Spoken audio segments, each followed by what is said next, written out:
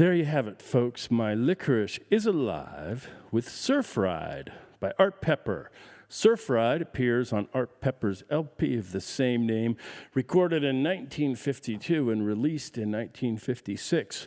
Surf Ride offers up a musical jazz portrait of the SoCal jazz sound, which, before the rock and roll tsunami washed over them, was indeed the musical anthem for surfers. A native of San Pedro, Art Pepper came out of the Central Avenue jazz scene that was the center of all things happening in the land of law. His story is well chronicled in his fascinating biography, Straight Time, which for myself proved a valuable resource for the screenplay Central Avenue, which I researched and wrote, and which I hope someday will see the screen. My fingers are crossed. If you want to read it, let me know, and please to send. So welcome, friends, subscribers, and countrymen to another installment of Rebel Without Applause, coming to you from my movie studio apartment right here in the Wood of the Holly under the sign, overlooking the enchanted land of law. As always, I'm doing my best to break it down jazz-wise, joke-wise, and otherwise as I explore the netherworld of my brain and hopefully shed a little light into yours. And right now, folks, my brain feels like a dry sponge. With this, my 50th episode of Rebel Without Applause, I'm trying to squeeze the last drops of thought out of myself before I take a short break. So, what is up in my world?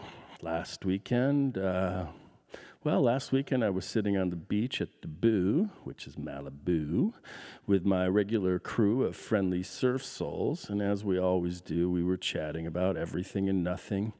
We chatted about lost loves and old adventures. We touched gingerly on the topics of the day, but as always, I was careful not to get too deep into the political weeds. Best to keep all that crap off the beach.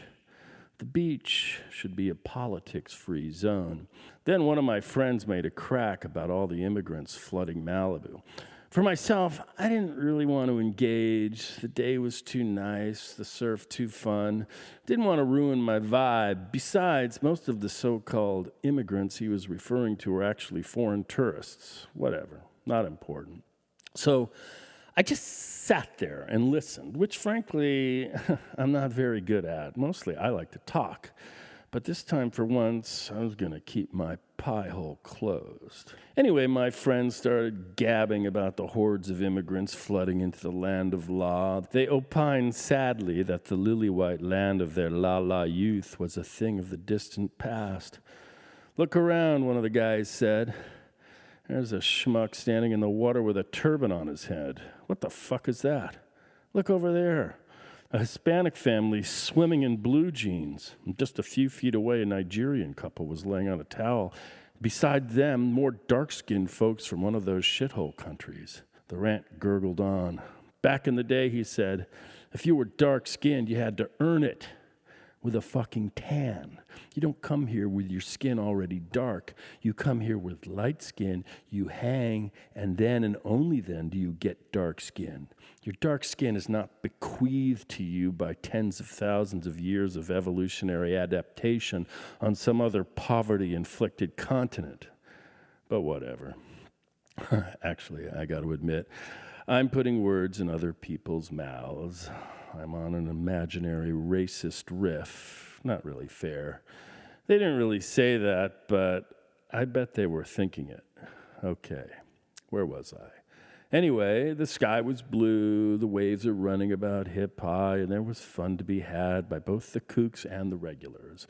And for those that are not fluent in surf speak, a regular is someone who is there all the time but doesn't live there.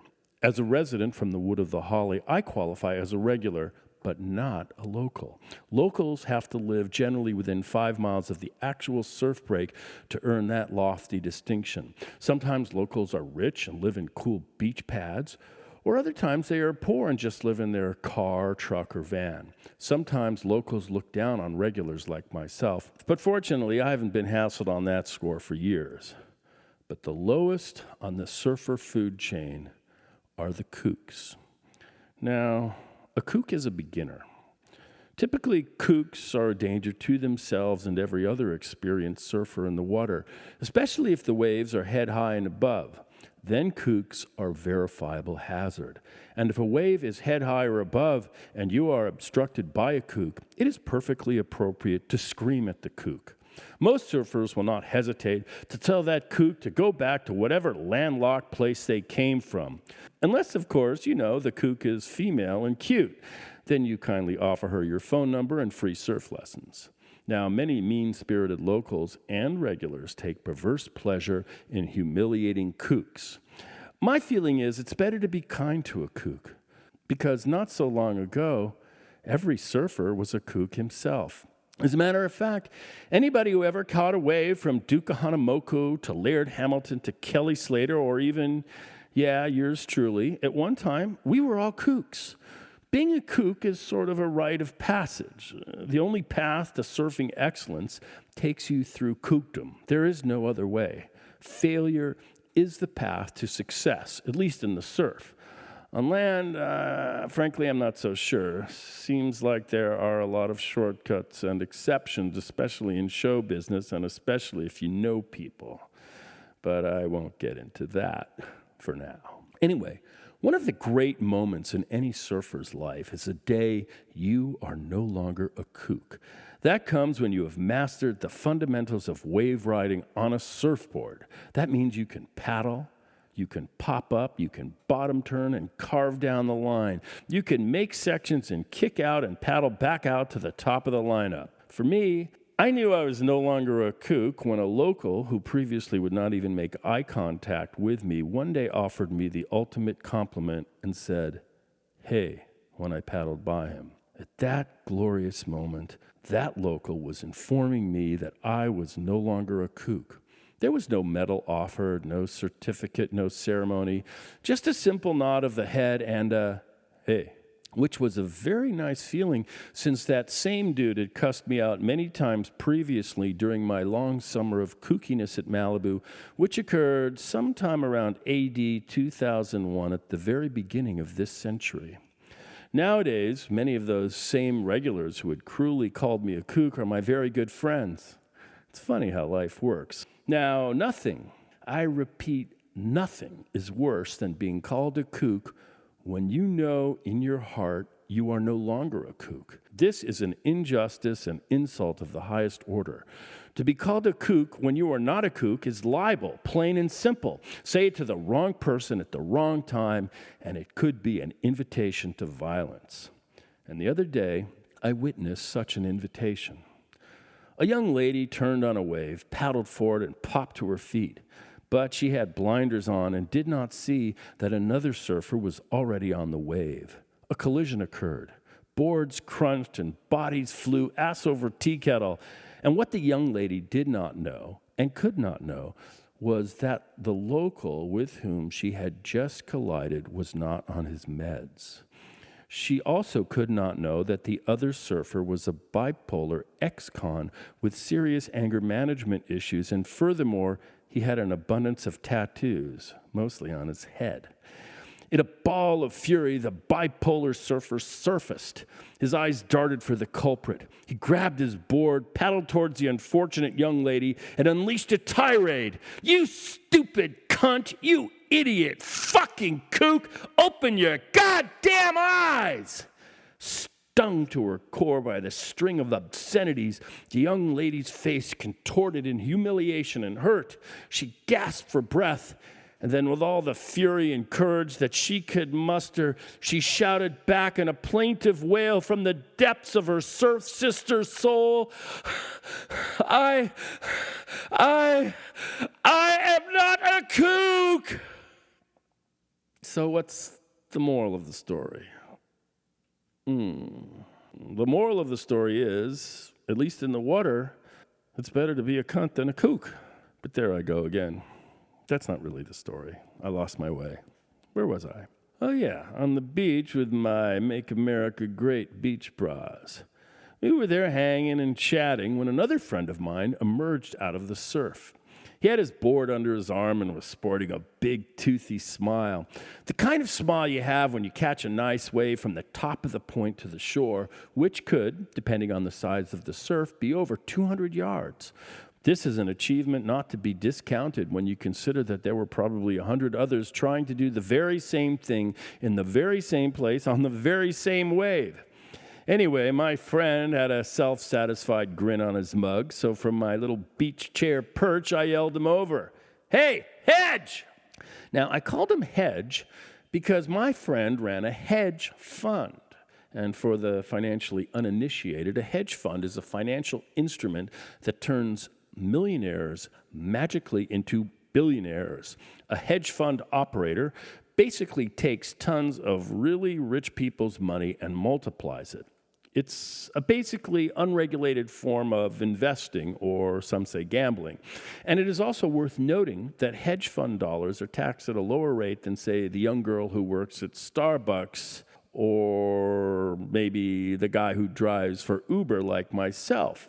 But maybe that's fair because the hedge fund dudes are probably working a lot harder than the kids at Starbucks or myself for Uber. But that's another story. Either way, Hedge was a most fortunate and happy fellow. He had a house on the beach, another house in Brentwood or Beverly Hills or Bel Air, I'm not sure where, and a fishing resort in Idaho. He drove a Porsche up and down the Pacific Coast Highway that had to be worth, at least $100,000. For my part, I would never want to have a $100,000 Porsche. They go too fast and you can't carry surfboards on them. But for Hedge, it really didn't matter because he could keep his boards in his house and then walk out to one of the best waves on earth, that being Surfrider Beach in Malibu. And from where I sat on my portable beach chair, Hedge's life looked to me to be pretty much perfect. Of course, looks can be deceiving, especially from the outside. After all, I thought Anthony Bourdain's life was perfect, and he frigging offed himself, so what the hell do I know? But still, Hedge had a nice wife. Hedge had a lovely son in an Ivy League college who was also a football player and a good surfer. I know he was a football player because a few years back I went to one of his games at the elite private school he played for. And I knew he was a good surfer because I'd been out on the water with him many times. He was a good kid, and now a very nice young man.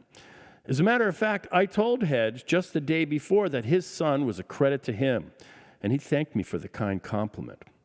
Anyway, there I go again. I'm wandering. Let's get back to the story and the point, if there is one. Right now, I'm not sure. If not, I'll make one up. So, with his long board slung under his arm, Hedge trudged up the sand to where we were all sitting. I complimented him on his wave and introduced him to my little crew of beach pals. I spared him the indignity of calling him Hedge in front of my friends, which would have necessitated me explaining that he ran a hedge fund and was a very, very rich man. Instead, we spoke of fly fishing in Idaho and the weather and the surf prognosis, which sadly promised diminishing waves over the next week. Then, from out of the blue, I asked if he had heard the news that morning. Apparently, that New York pedophile dude had just offed himself in a Manhattan jail cell. Of course, the dude I'm talking about is none other than Jeffrey Epstein, the pedophile dude with the private island and the huge Manhattan townhouse, the one who was friend and confidant to the very rich and very famous and very powerful, including the predator-in-chief, an ex-prez named Bill, a Harvard law professor named Alan, and, some British prince. Gee whiz, I joked, sounds like a great setup for a remake of Fantasy Island. Then I offered that this is the highest profile pre-trial suspect to die in custody since Lee Harvey Oswald. I don't know why I said that. It just sort of popped out of my mouth. Some fresh conspiracy to gab about, I guess. And my beach bras loved to speculate about conspiracies. And then Hedge's face grew dark. His eyes focused like a laser on me. "Another Clinton hit job," he said. "Huh? What are you talking about?" "Oh, come on," he continued. "Don't be naive. The guy was Bill's dance partner. They were on the island together." "What island?" I asked. "You know, his island." "Pedophile Island?" I offered. "Yeah." "Fantasy Island?" "Sure," he said, "if you want to call it that.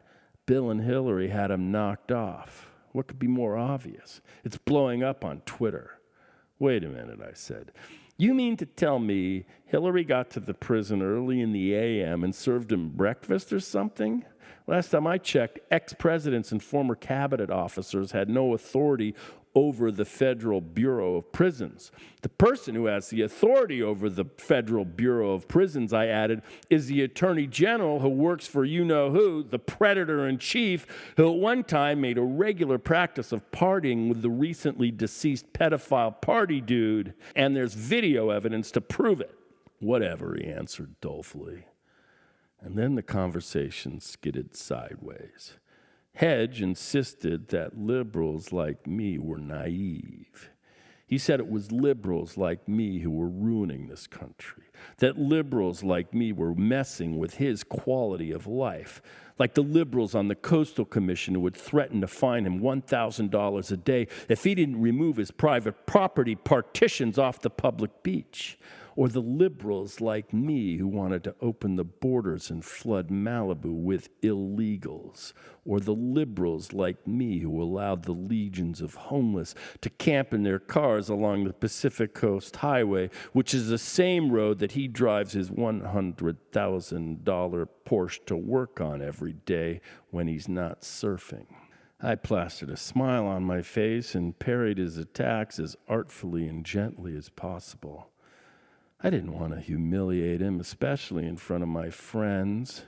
I didn't suggest, for example, that he take the Fox News IV out of his forearm, that he disconnect from Breitbart, or that maybe it was time for him to turn off his Twitter feed.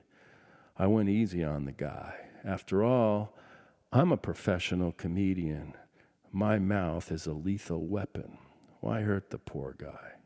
Besides, I liked Hedge. I know there's a sweet, misguided soul lurking inside of him. Better not to take the bait. Better to be kind, I thought. Besides, we both know that where it really matters, by that I mean out on the water, in the surf lineup, I had Hedge beat by a country mile. Because out in the surf lineup, Hedge is really just a kook. And out in the surf lineup, I'm really a regular. So next time I see him out there, I'll snake away from him. Then I'll just smile. So there you have it, folks. That's my 50th installment of Rebel Without Applause. And if you digged it, please share me, rate me, review me. And if you didn't, keep it under your hat.